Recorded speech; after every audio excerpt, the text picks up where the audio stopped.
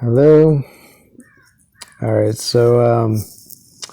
I just watched this video by the Vanguard YouTube channel called "Addressing Criticism of Our Ryan Grimm Interview and More." The Vanguard Live. So they just did an interview of Ryan Grimm where, like, I don't know, yesterday or the day before or something, where they talked to him about. At one point in the interview, they talked to him about his conflicts with Jimmy Dore and the fact that he, they were basically trying to say like that maybe he should go on Jimmy Dore's show, but they were making Jimmy look bad. They were basically acting like Jimmy was too scared to have him on his show, or they were mad about some interview Jimmy did, or they were saying because Jimmy once did an interview of him and then didn't post it online or something. So I don't know why that is, I don't know what their point is about that either. But it's like they always have to get their little digs in on Jimmy, even though they claim that they like Jimmy. They still talk shit, like they still don't have any respect for him. So, or that's just the most respect they have for anybody. They just talk shit about everybody in like little petty, like bad faith ways, even the people they most regard. I don't know. It definitely seems like I've seen like too many times, during this thing between Jimmy and the Young Turks and between Jimmy and Kyle Kalinske. The Vanguard has done the same thing that Kyle Kalinske has done, which is try to both sides it and just talk shit about both sides. And,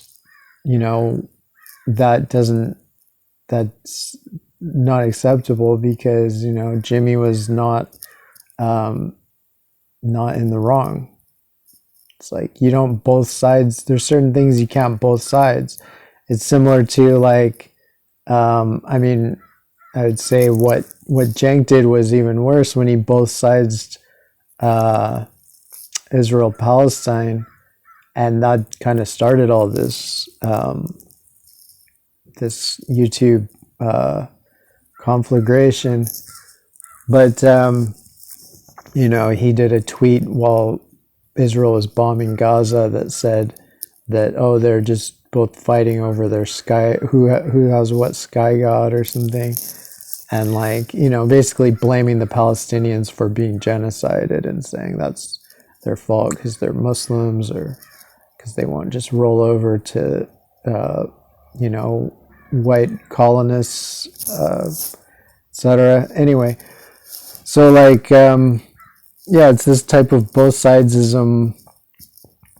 It reminds me a bit of in school, growing up in the U.S. I went to public school, and a lot of the times the teachers would say, if there was any fight, like, then you would say like, well, I didn't, they started it.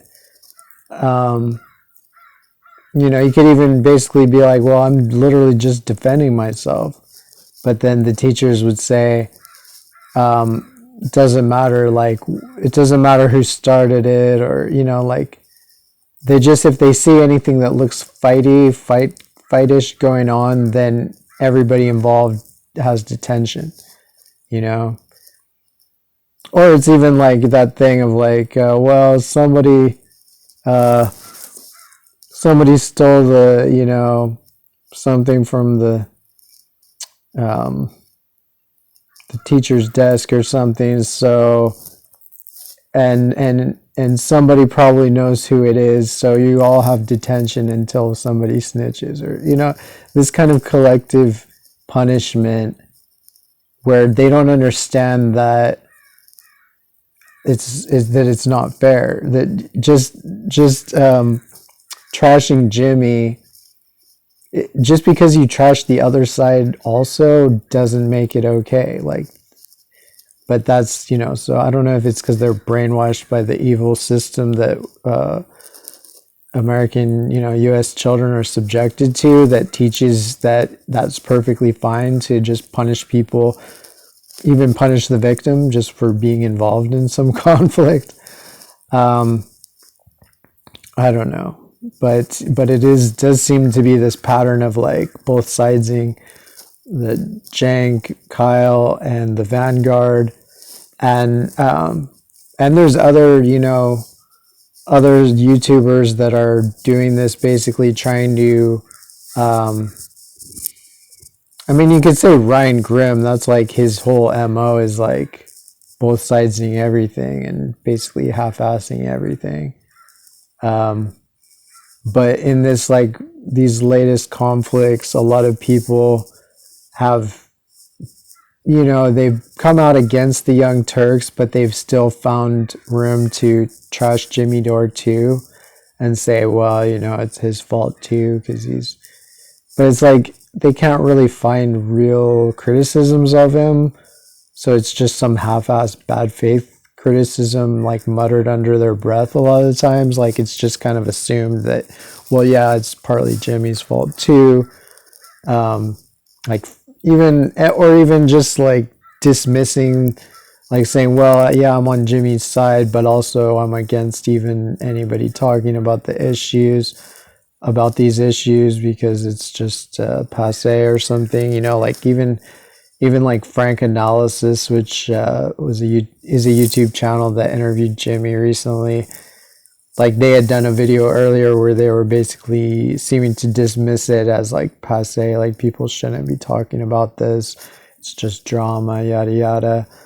But so anyway, it's like I guess people are showing their hands.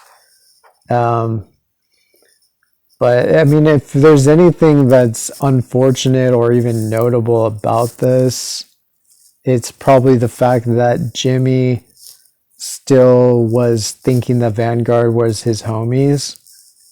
And like, I mean, because I noticed that they were basically talking shit about him like from the beginning of this, at least from, you know, when the Kyle Kalinske videos about Jimmy like came out, like and then they were making videos about that. You could tell they were trying to like hedge, like they were trying to qualify their support for Jimmy and say, well, you know, but of course Jimmy also blah blah blah has his, you know, is somehow at fault too, but not really, of course, providing any substantive you know, explanation of that. So anyway, like, so Jimmy like was thinking these were his homies, and it's interesting how like Jimmy's the asshole, you know, like Jimmy's the one that like everybody's like, oh well, you know, he's so rude and he's so mean when he criticizes people. Like that's what their defense on this video. They're saying, well, they're like, oh, it's pretty rich of you Jimmy's fans to cry about this because he's really harsh himself and he criticizes even his friends really harshly. But like, this is not about his friends, this is about you, and he's never criticized you. Like he always praises them. That's the only reason I originally followed the Vanguard, subscribed to them, was because Jimmy had them on his show and he praised them. So I was like, okay, well, if he thinks they're cool, maybe they're cool. And like, so yeah, that eventually I unsubscribed after they chimed in with Kyle Kalinske on saying that if Jimmy commented on their girlfriend's skirt appearance, they would want to kick his ass or whatever. So yeah, that was the moment I unsubscribed, and but they're I just think, yeah, hopefully, I think now Jimmy understands. Like with Kyle, he thought Kyle was his homie, um, and somehow Kyle was the same way. He was acting like, well, Jimmy, like they were all already like so scared of Jimmy, you could tell. But they're the ones starting the shit and talking the shit about him, about a guy who only had praise for them ever. Like he only said the nicest fucking unduly nice things about them, but they talk about him like he's a freaking monster. You know, at times at least. Like when they're talking about like, oh, he's so mean to even his friends. Like, well, not you. You know, he was nice to you and you were not nice to him. So who's the asshole? That's my question. You know, maybe it's the biggest asshole who's the only nice person. It's the one who can actually, you know, the one who actually will call you out when he has to. That's the only one that you can trust. It's all these people who think they're the nice ones that you can see how quickly they stick the knife in. Anyway, so I'm glad for Jimmy finding out some facts here, because there's sometimes he's too trusting, and now he knows Kyle is shit, and it seems like he now is caught on about the Vanguard too, or starting to catch on. Because I can even believe, even in the video where he's showing their interview where they're basically talking shit about him, he's still like praising them just because they, you know, said a few mean things or a few hard statements or questions to Ryan Grimm. But, you know, that can't be like, I mean, your enemy's enemy is not always your friend, obviously. And in this case, a lot of these people are just everybody's enemy. They're just assholes to everybody. And, you know, Jimmy, I'm glad Jimmy will hopefully stop praising them. And one more thing, like I wanted to just talk about how, like we should try not to like be a leader movement, you know, like follow a leader or some small group of leaders or whatever like that.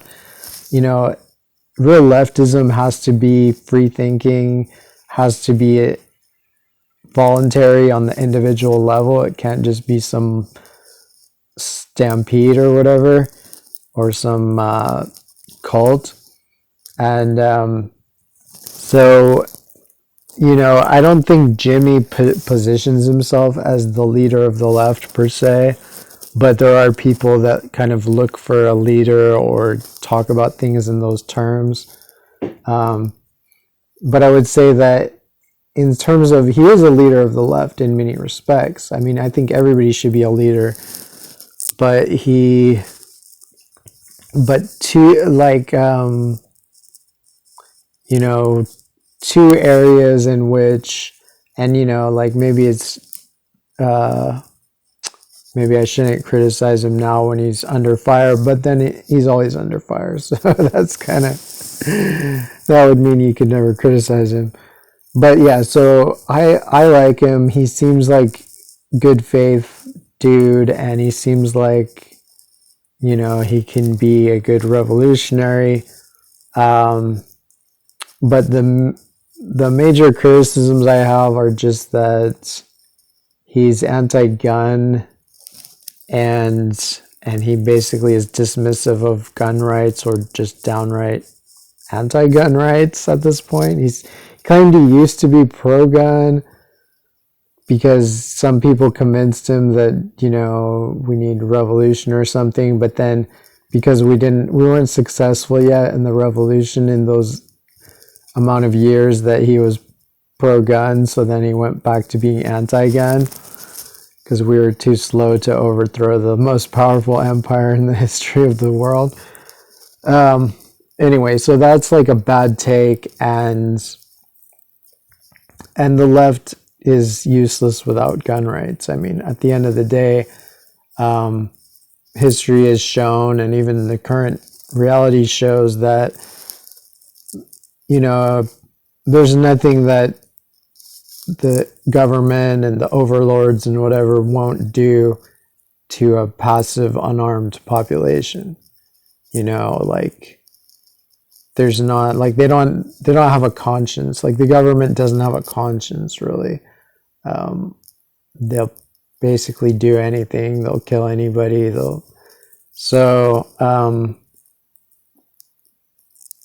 But yeah, so it is difficult to understand how Jimmy, on the one hand, is a populist, and on the other hand, doesn't support gun rights.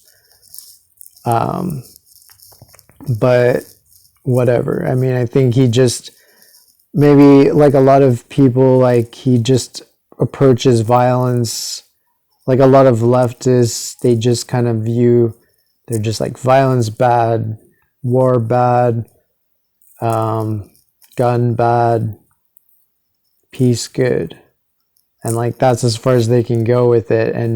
And so if they view like any recourse to any violence in any context as like somehow a slippery slope to like that somehow will be used by the CIA to bomb us, or something like. But so they have to deny reality in a way, like to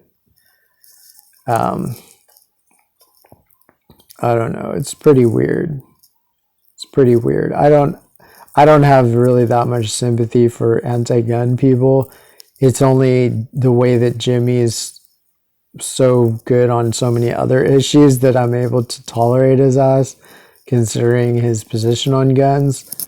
But yeah, I mean, Karl Marx was pro-gun. He was what Jimmy might call a gun nut.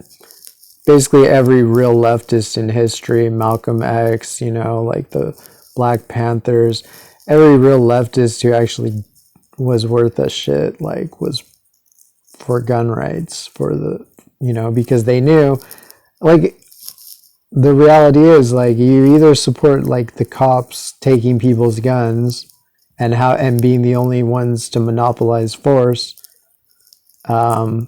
Like most of those gun laws are used against people of color, especially black men. And a lot of black men are in jail for long periods of time for, to appease, white progressives with these gun laws. And so that's a way in which he severely handicaps himself in terms of having a real, correct takes overall, I guess you could say. I think also there's times when he's probably simplistic about other things. I don't know. I guess that's the main thing. I know that I've had other disagreements with him, but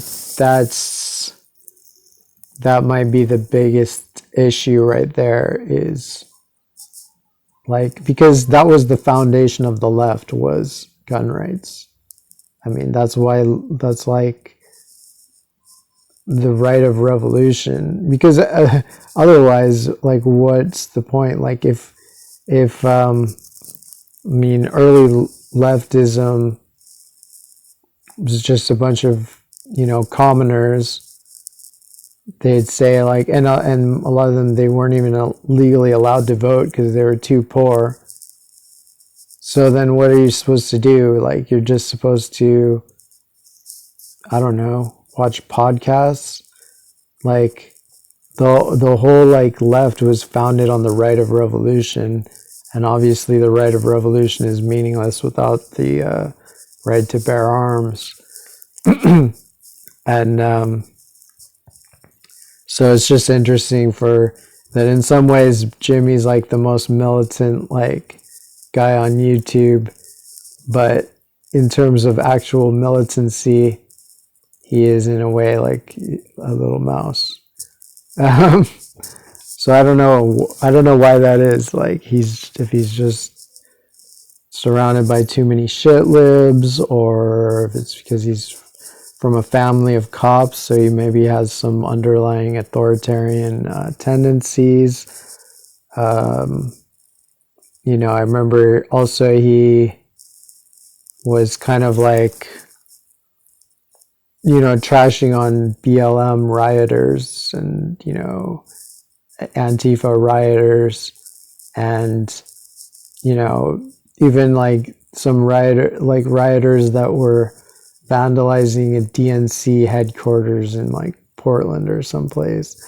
And he was saying like, well, why aren't they like being arrested? Or, you know, like he's saying like, look, they're doing these terrible things. And so that he does have sometimes a weird authoritarian streak that comes in.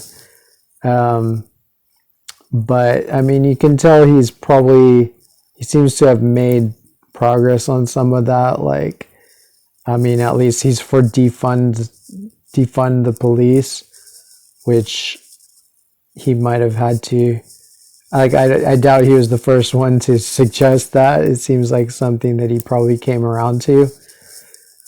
So, and I guess he came around to supporting gun rights, but then he came back around to not supporting them. So anyway, so I can't cancel him over that because he's just so good on so many other issues. But that does handicap him in terms of being a leader, in terms of what the direction the left needs to go. Not that the left needs to go in a violent direction, but we should have the ability to defend ourselves. Simple as that. You know, the working class should be armed just as much as the ruling class is armed and protected. So, you know, like, that's one reason, that's one thing, yeah, I don't know.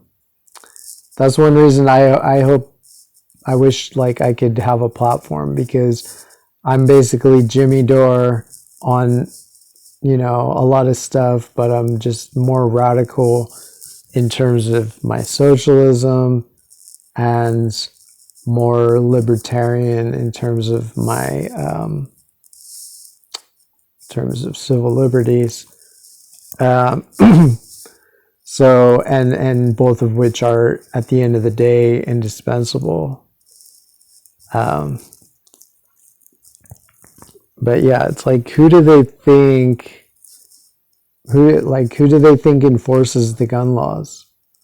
It's the police. The ones that, you know, that have basically been murdering black people and other people, you know, year after year for, you know, 100 years or 200 years or however long there's been police probably in this country.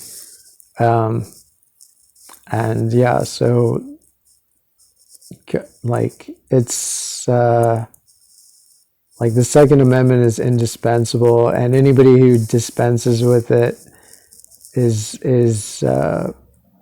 committing a grave error and a grave injustice. So, you know, that's my spiel. All right, well, solidarity, comrades, and take care.